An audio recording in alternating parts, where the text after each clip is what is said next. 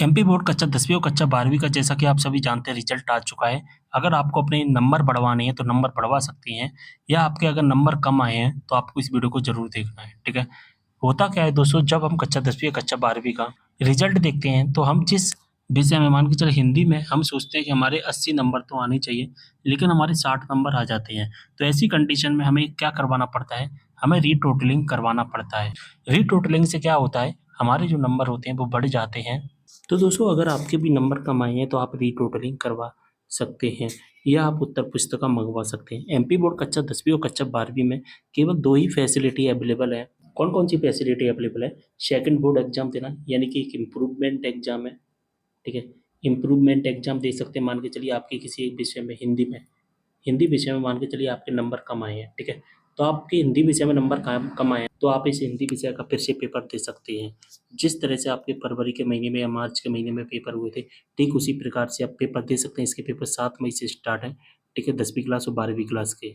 और फिर से पेपर देकर अगर आपको ऐसा लगता है कि हमारे नंबर बढ़ सकते हैं, तो आप फिर से एग्ज़ाम दे सकते हैं। आपका नंबर जो कि अगर बढ़ जाते हैं तो अच्छी बात है, लेकिन एक बात याद रखना, आपके नंबर कम भी हो सकते हैं। इस एग्ज़ाम को आपको तभी देना है जब आपको ऐसा लगता है कि हम ज़्यादा नंबर ले सकते हैं, ठीक है?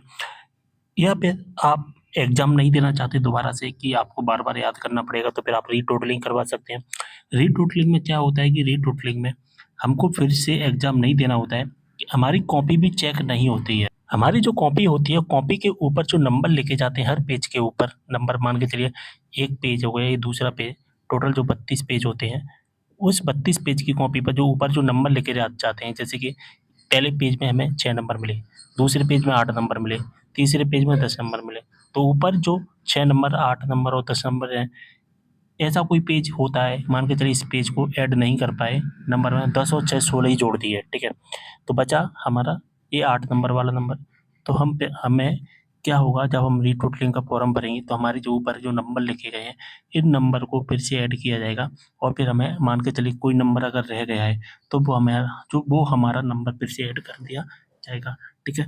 तो रीटोटलिंग में केवल जो नंबर होते हैं ना, वही ऐड किए जाते हैं। मान के चलिए कोई ऐसा क्वेश्चन्स है, जैसे कि 4 नंबर वाला क्वेश्चन है, वो 4 नंबर वाला क्वेश्चंस का जो नंबर है वो ऐड नहीं हो पाया है। मान के चलिए आपके 90 नंबर आए, ठीक है? तो ये 4 नंबर वाला क्वेश्चंस का नंबर ऐड नहीं हो पाया है। जब आप रीटोटलिंग का फॉर्म में अप्लाई करोगे तो फिर 4 नंबर वाला क्वेश्चंस भी ऐड हो जाएगा, तो 94 नंबर हो जाएँगे। इस तरह से आपके रीटोटलिंग में नंबर बढ़ सकते हैं, नंबर कम नहीं होंगे, नंबर बढ़ते ही हैं, ठीक है? रीटोटलिंग में इस बात का आपको ध्यान रखना है, ठीक है? इसके बाद अगर आप चाहते हैं कि हम रीटोटलिंग तो करवाएँगे ही, साथ में हमने जो कॉपी में लिखा है उस कॉपी को हम अपने घर पे मँगवाना चाहते हैं, तो इसके लिए एक फैसिलिटी होती है जिसका नाम होता है आंसर बुक, ठीक है? तो आंसर बुक अपने घर पे मँगवा सकते हैं, ठीक है? आंसर बुक मँगवाने के लिए आपको सबसे पहले रीटोटलिंग का फॉर्म भरना है और उसके बाद आंसर बुक का फॉर्म भरेगा, ठीक है? मान के चलिए आपने हिंदी का रीटोटलिंग का फॉर्म भर दिया और इंग्लिश का रीटोटलिंग का फॉर्म भर दिया और आपको कॉपी मँगवानी है, आंसर बुक मँगवानी है, मैथ की और इंग्लिश की। अब आप बोलोगे कि सर हमें मैथ की मँगवानी है, लेकिन हमने मैथ का रीटोटलिंग का फॉर्म नहीं भरा है, तो फिर आपकी मैथ की कॉपी नहीं आ पाएगी। जिस जिस विषय का आप रीटोटलिंग का फॉर्म भरोगे, उसी विषय की आपकी आंसर बुक यानी कि आपकी कॉपी है जो कि घर पर आएगी। इस बात का आपको ध्यान रखना है। तो आपके पास में 3 फैसिलिटी है एमपी बोर्ड में। तो सेकंड बोर्ड एग्ज़ाम के बारे में डिटेल में वीडियो बना दिया है। इसके साथ में इसी पेपर है, 26 अप्रैल तक आप फॉर्म भर सकते हैं। ठीक है, मैंने सारी जानकारी आपको बताई हुई है। आप यूट्यूब पर सर्च करोगे तो मेरे वीडियोज़ मिल जाएँगे या डिस्क्रिप्शन बॉक्स में भी मैं आपको वीडियो प्रोवाइड करवा दूँगा। रीटोटलिंग का फॉर्म कैसे भरना है, आंसर बुक का फॉर्म कैसे भरना है, ठीक है, इसके बारे में भी डिटेल वीडियो बनाया हुआ है।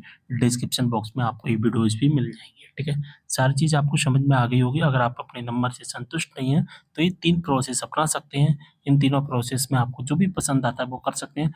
एमपी बोर्ड में कहीं केवल ये 3 प्रोसेस ही अवेलेबल हैं। अगर आप बोलो कि रीचेकिंग करवाना है, तो रीचेकिंग की जो प्रोसेस है, वो एमपी बोर्ड में नहीं है, ठीक है? आप केवल सेकंड बोर्ड एग्ज़ाम जिसका दूसरा नाम होता है इम्प्रूवमेंट एग्ज़ाम दे सकते हैं, रीटोटलिंग करवा सकते हैं और आंसर बुक मँगवा सकते हैं, ठीक है?